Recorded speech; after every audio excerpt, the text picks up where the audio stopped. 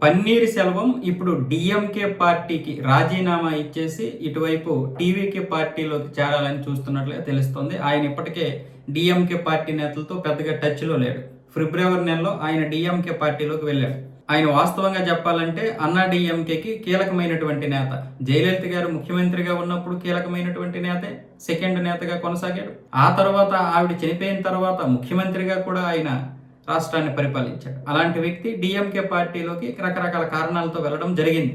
అన్నా డీఎంకే రెండు ముక్కలు అయిపోయిన తర్వాత ఆయన ఆ నిర్ణయం తీసుకున్నాడు. కానీ డీఎంకే పార్టీ ఓడిపోయింది, డీఎంకే పార్టీ అధికారంలోకి రాలేదు. పోనీ అధికారంలోకి రాకపోయినా ఇప్పుడు డీఎంకే పార్టీలో ఆయనకి ఎటువంటి కీలక పదవి ఇవ్వలేదు, పార్టీకి చెందినటువంటి కీలక పదవి ఇవ్వలేదు. పైగా మిగతా నాయకులు ఎవరూ కూడా ఆయన్ని పట్టించుకోవడం లేదు.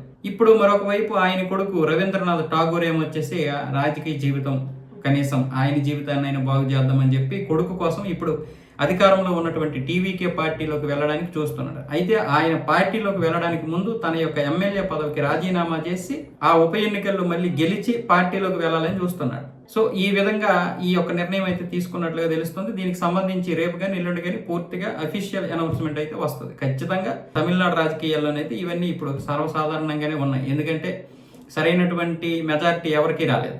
ఇప్పుడు విజయ్ ప్రభుత్వాన్ని నడిపిస్తున్నాడు, కానీ ఎవరు వచ్చినా సరే తీసుకునేటటువంటి పరిస్థితుల్లోనే ఉన్నాడు. ఎందుకంటే తన బలాన్ని పెంచుకోవాలి, అలాగే ఆయన కూడా కొన్ని రోజులు పరిపాలన చేయాలి కదా. రేపు పొద్దున్న ఎవరు కూడా అవిశ్వాస తీర్మానం పెట్టకూడదు అసెంబ్లీలో. అందుకోసమని ఇప్పుడు టీవీకి ఇలాంటి వాళ్ళందరూ కూడా కీలకంగా మారబోతున్నారు.